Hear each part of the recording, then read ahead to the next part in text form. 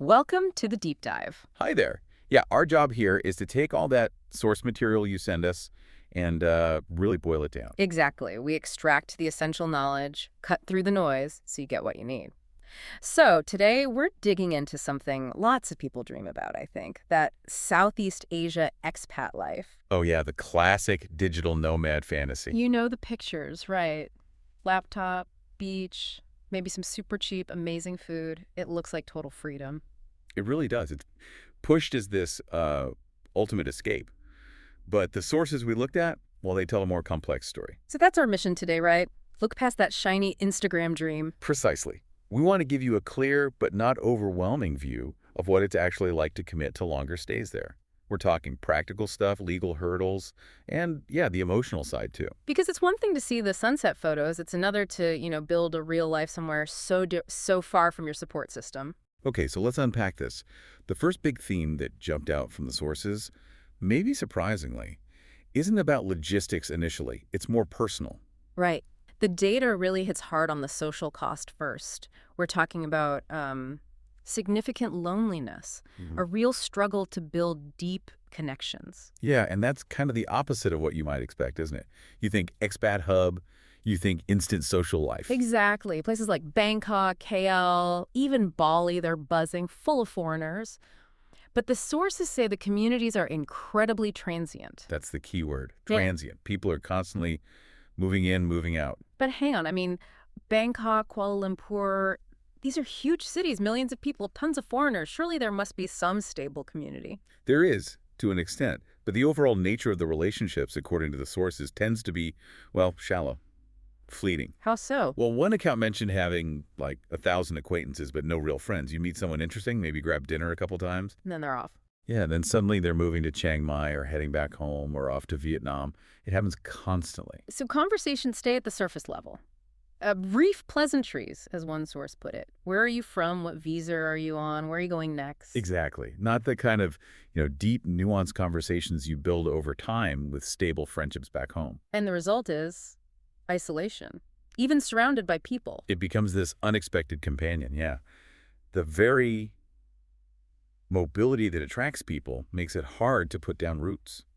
People find themselves really missing that stability, that depth they left behind. Wow. It's tough to build roots when the ground keeps shifting beneath you, socially speaking. It really is.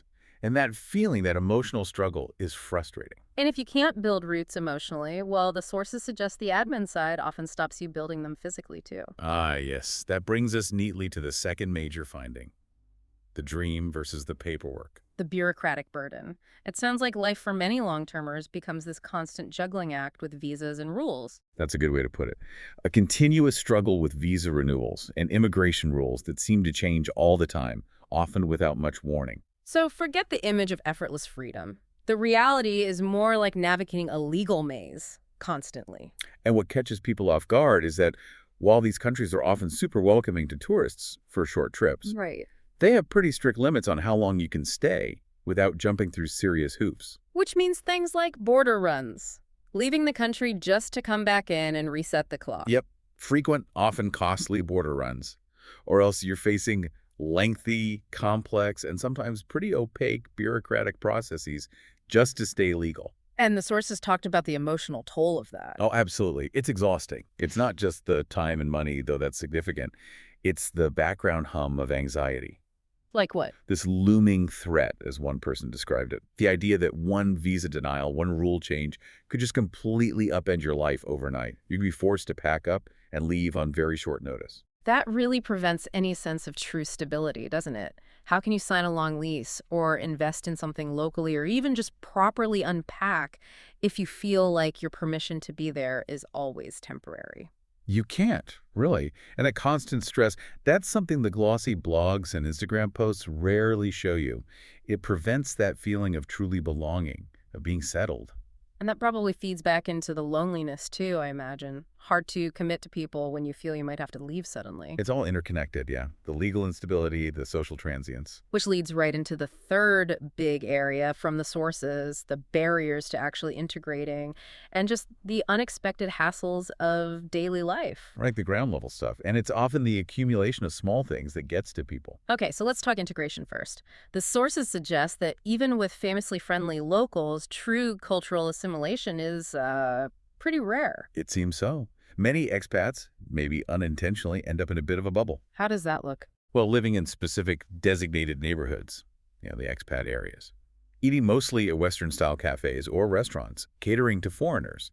Their main social interactions are often with other expats. So they kind of recreate a familiar environment abroad, which limits deep local connection. To a large extent, yes. And beyond that social bubble, even simple daily tasks can suddenly feel daunting, sometimes exclusionary. Like what kind of tasks? Things you wouldn't think twice about at home. Setting up a bank account, for instance, can sometimes be surprisingly complex. Navigating local business etiquette if you're trying to work.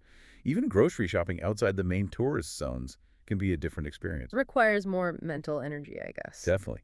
And then there are the basic practicalities that just catch new arrivals by surprise. Okay, like what? Well, apartments might not have amenities you take for granted back home, maybe like a fully equipped kitchen or consistent hot water sometimes, little things. And cost. It's always touted as super cheap. It can be, especially things like local street food. But the sources mention that eating out frequently, particularly in tourist-heavy areas or Western-style places, adds up fast. It can actually erode those savings quicker than you'd think. Right, the expat prices kick in. Pretty much. And if you're trying to actually work there, maybe start a small business or freelance legally. More hurdles? Yeah, additional barriers, the sources called them. Mm. This could be complex regulations, needing local partners, navigating licensing that's just opaque if you don't have local knowledge. And banking came up again. It did. Banking practices might feel, well, let's say, less streamlined than modern online systems you're used to. Simple things like transferring money internationally might involve more steps, more paperwork, more time than expected. So it's not one giant problem, but death by 1,000 cuts almost. All these small daily frictions adding up. That's a really good way to put it. It's the cumulative weight of figuring out all these logistical differences. It just constantly drains your energy and makes that smooth, easy transition pretty difficult. Okay, so we've covered the social isolation, the visa stress, the daily practical challenges. Sounds pretty tough. Let's shift to the fourth section, the deeper stuff, the takeaways about perspective, privilege, and personal growth. Right, and this is where it gets really interesting and maybe a bit uncomfortable. The sources are quite candid about privilege and the economic gap. Between the expats and the local community. Yeah, it's often quite stark. And living with that disparity, being the relatively wealthy outsider, can create a real internal struggle for people. How so? Like guilt? Sometimes guilt, yeah. Or just a sense of awkwardness, detachment.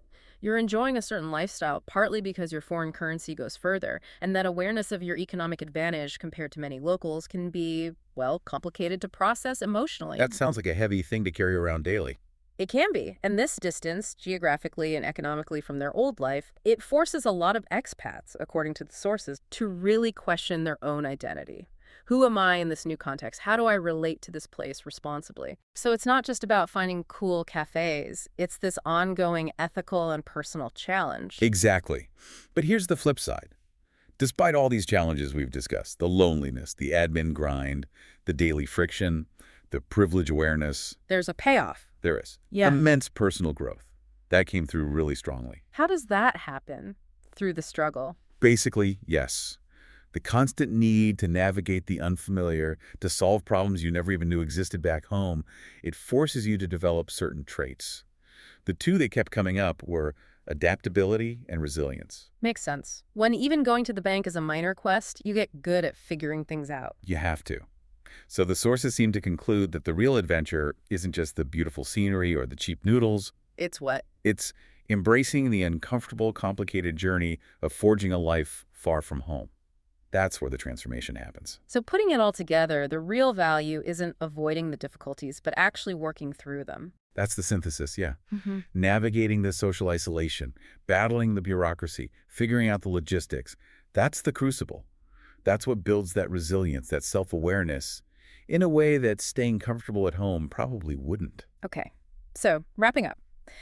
Southeast Asia definitely has the allure, the opportunity. It looks amazing online. Absolutely. But the reality demands serious resilience. You have to be prepared for ongoing challenges, legal, practical, social, emotional. And ultimately, the sources suggest that those really tough parts, feeling isolated, dealing with endless paperwork, the daily grind, those are actually the things that lead to the biggest personal breakthroughs. Precisely. The growth comes directly from navigating the friction. Which leaves us with a final thought, maybe for everyone listening, whether you're planning a move or not. Go on. If adaptability and resilience really are forged in discomfort, Yeah. well, what daily comforts are you leaning on right now that might be preventing your own kind of deeper adventure, even if that adventure doesn't involve leaving home? That's definitely something to mull over. Indeed. Thanks for joining us for this deep dive. See you next time.